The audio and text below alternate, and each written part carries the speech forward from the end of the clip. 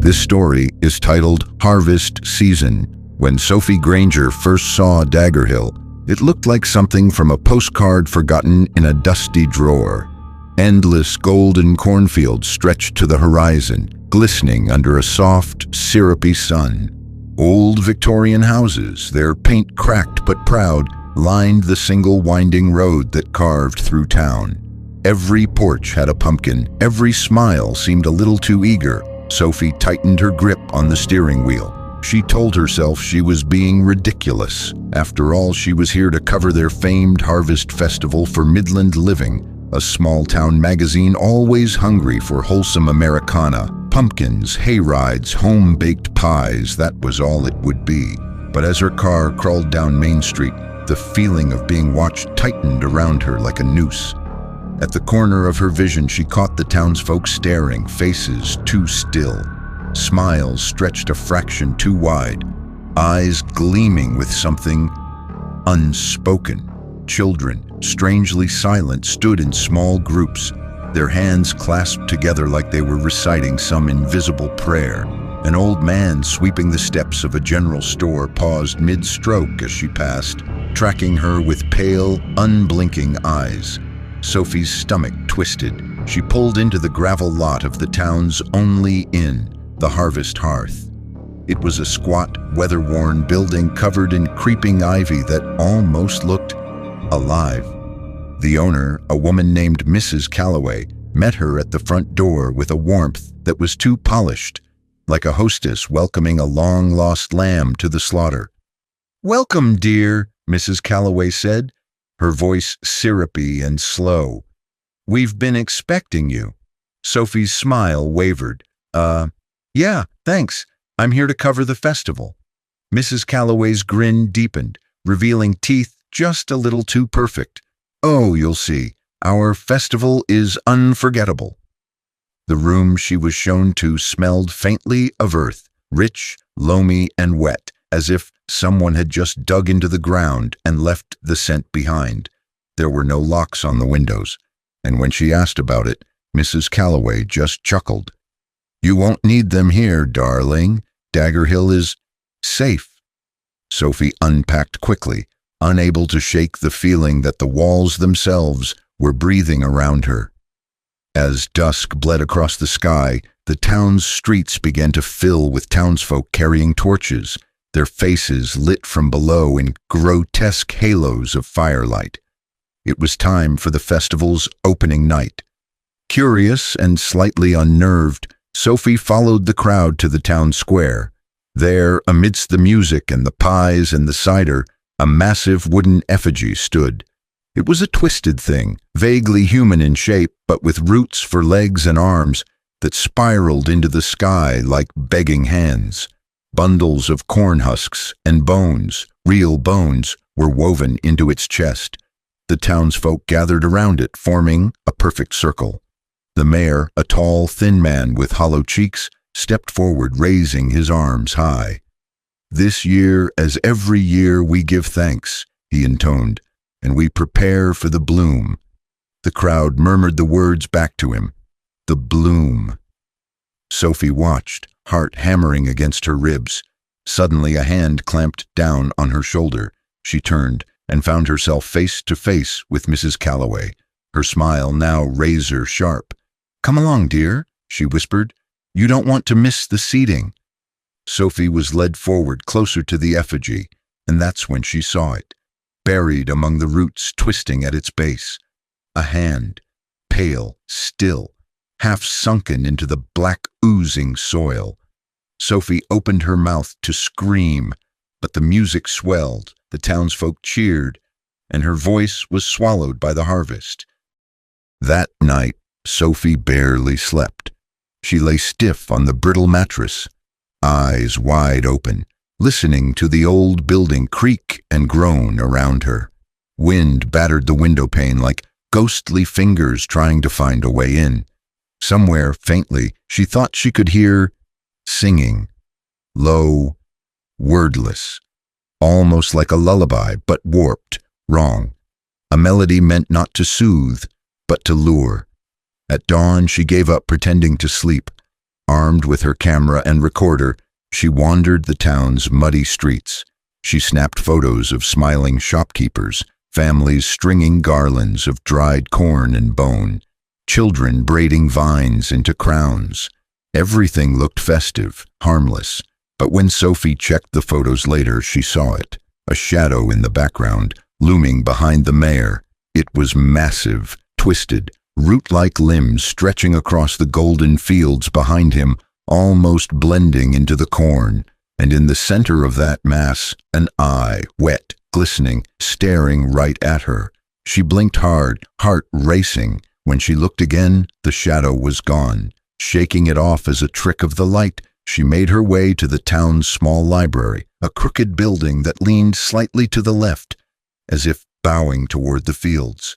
Inside, the air was stale and heavy. Old photographs lined the walls, black and white snapshots of Dagger Hill's harvest festivals over the decades. Sophie stared at them, skin crawling. There was Mrs. Calloway, looking exactly as she did today. In a photo dated 1943, there was the mayor, unchanged, standing proudly beside the same twisted effigy. They hadn't aged, not a day. The librarian, a stooped old woman with cataract-clouded eyes, shuffled over. "You're looking at our history," she rasped, voice like dry leaves scraping stone. "Blessed we are, always have been, always will be." Sophie forced a polite smile. "Blessed by what, exactly?" The woman only smiled, a smile that didn't touch her eyes, and tapped a gnarled finger against one photo. At the edge of the frame, barely visible, Sophie spotted it again. That same writhing shadow in the fields. Only this time it was closer, much closer. The librarian leaned in, breath sour against Sophie's cheek. "You can't leave now," she whispered. "You're part of it." Sophie staggered back, muttering an excuse, and fled the library. As she stumbled through the town square, she realized the music had started again. That same low, pulsing rhythm. It wasn't coming from the speakers strung around the square. It was coming from the ground. She knelt down, heart pounding, and pressed her hand to the dirt. It was warm and beating like a giant buried heart. Her head swam. She staggered upright, wiping her hand on her jeans, and froze. Her palm was streaked with black, sticky soil, and tangled in the dirt was a strand of human hair. Sophie backed away slowly, breath shallow. Later that night, the dreams came. She was standing in a field of corn that stretched forever under a bruised purple sky. The stalks whispered her name as she passed, their leaves caressing her skin with cold fingers. Then the ground opened.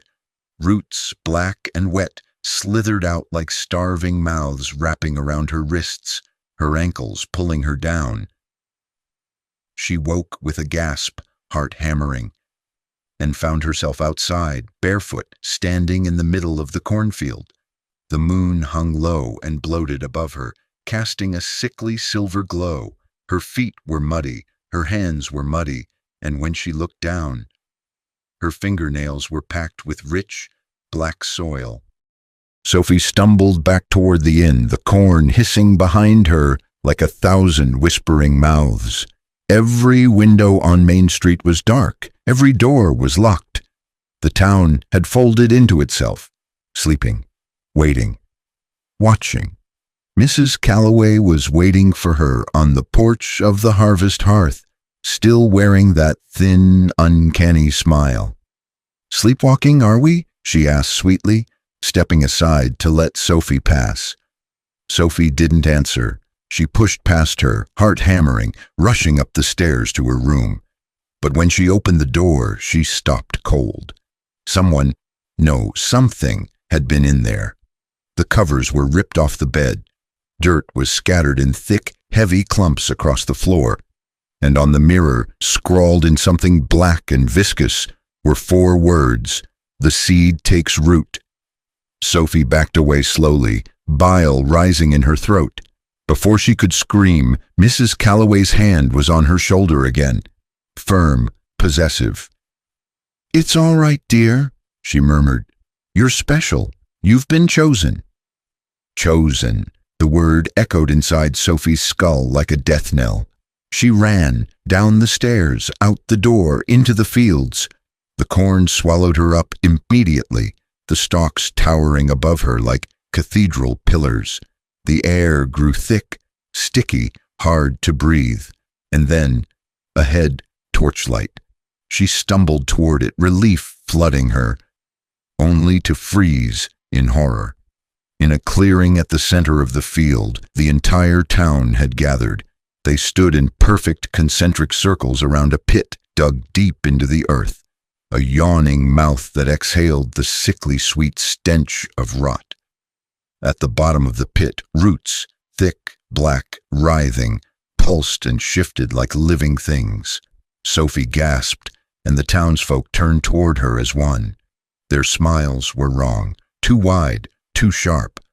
The mayor stepped forward, raising his arms high. "The bloom requires a vessel," he intoned, "and the vessel has come to us." Sophie turned to run, but strong hands grabbed her from every side. She kicked, she screamed, she fought like a trapped animal. It didn't matter. They dragged her to the edge of the pit. Roots slithered upward, reaching for her hungrily. Mrs. Calloway leaned down, her breath hot against Sophie's ear.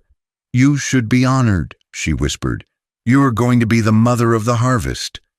Sophie screamed as they pushed her forward, and the roots caught her, cradling her like a lover. They dragged her downward, deeper and deeper into the earth, until the torches above became pinpricks of dying light. In the choking darkness, the roots pierced her skin, sank into her veins, pulsed inside her, filling her with something ancient, cold, and alive. Visions flooded her mind, visions of past vessels, of centuries of sacrifice, of the parasite that slumbered beneath Dagger Hill, its endless hunger fed by generations of blood. And then she saw something else. Beneath the first god, buried deeper still, something vast and waking. A second presence, older, hungrier, tangled in the roots like a corpse in a web. It saw her, it wanted her, and it was stirring. Sophie thrashed, her mind fraying at the edges. The soil collapsed around her like a grave, the darkness pressing closer, whispering her name. Sophie, Sophie, Sophie. And somewhere far above, the festival drums began to pound, calling down the bloom, calling down her. Down in the roots, Sophie changed. It wasn't death, not exactly. It was becoming. The black tendrils wrapped her limbs, slipping beneath her skin, threading into her muscles, her blood, her mind. Memories, not hers, flooded in, faces distorted by terror, hands reaching out from graves, centuries of whispered prayers to the thing that lived beneath. The god known only as the bloom. It loved them, it fed them, it devoured them, and now it had chosen her to be its vessel, its bridge to the surface once again. Sophie's vision blurred, the world twisted around her, reality bending into impossible shapes. She felt her body changing, bones stretching, skin thickening, hair tangling with strands of living root. A scream built inside her chest, but when she opened her mouth, only dirt poured out, thick, wet, full of tiny wriggling things. "You are ours now," the voice of the bloom whispered inside her skull. "You will bring the harvest."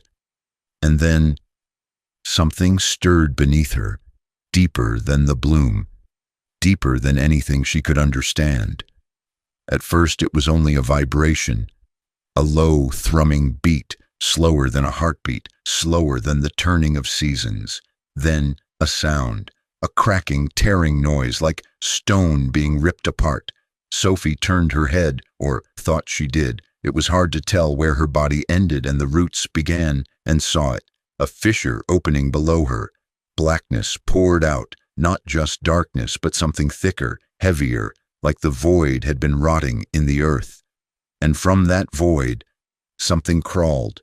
It wasn't like the bloom, It had no shape Sophie could recognize. It shifted and bubbled, a mass of limbs and mouths and blind, hungry eyes that blinked open and shut in endless patterns. It had been buried longer, it had been forgotten, and now that Sophie had been cracked open, like a seed, it could smell the life in her. It wanted her. It needed her.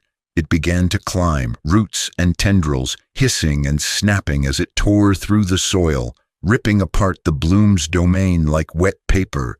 The bloom screamed inside Sophie's mind, a terrible infantile wail, but the second god didn't stop. It reached for her, dozens of eyeless faces smiling blindly in the dark. Sophie, weak and half melted into the earth, could barely resist. But somewhere, deep inside the last shreds of her humanity, she realized, if it touched her, if it merged with her, it wouldn't just consume Dagger Hill. It would consume everything. The world, the sky, the sun, life itself. A rattling breath escaped her cracked lips. She forced her ruined body to move, to pull away, to fight. The second god snarled, a sound like 1,000 infants crying underwater, and slithered faster. Above, she heard the townspeople still chanting, still celebrating, blind to the horror breaking loose beneath their feet. The harvest festival wasn't for the bloom anymore. It was about to become a funeral for the world. Sophie fought, not with strength. Her body was almost entirely gone, swallowed by the roots. She fought with something older, something smaller and harder to kill, refusal. A refusal to be taken, a refusal to become just another vessel, a refusal to end as a piece of meat, for gods that had forgotten what mercy even was. She pushed against the roots that held her. They tightened. She screamed, a wet, gurgling sound, more mud than voice, and ripped one free from her arm. The second god lunged, all slavering mouths and groping hands, desperate to claim her soul before it could slip away. Above, she could hear it now, not the celebration, the panic, screams, the crashing of buildings, the sound of something breaking through the ground. The second god was rising. It didn't care about the ritual. It didn't need offerings. It only wanted to consume. It was halfway through the town already, roots tearing through homes like paper, grabbing screaming townsfolk, dragging them down into the wet, rotting earth. The festival drums had stopped. The songs had turned to sobs. But Sophie kept fighting. She dug her half-rooted fingers into the black earth, clawing her way free, inch by brutal inch.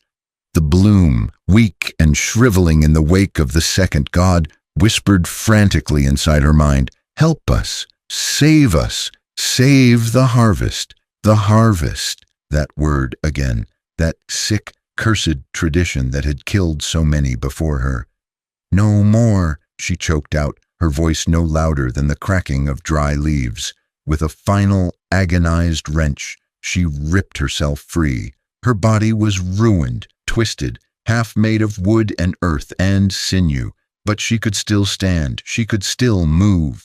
The second god loomed before her now, an endless, shifting tower of flesh and root and hunger, blotting out the last scraps of sky. It reached down toward her, 1,000 spindly arms unfolding like a rotten flower. Sophie stumbled toward the pit where she'd been taken, the heart of the bloom's shrine. The soil there was thin, cracked, weak. If she could break it, if she could force the pit to collapse, maybe she could bury both gods together. Maybe she could end it. The second god roared, the ground trembling so hard Sophie nearly fell. She had one chance, one breath, one heartbeat. Sophie plunged her ruined arms deep into the cracked soil.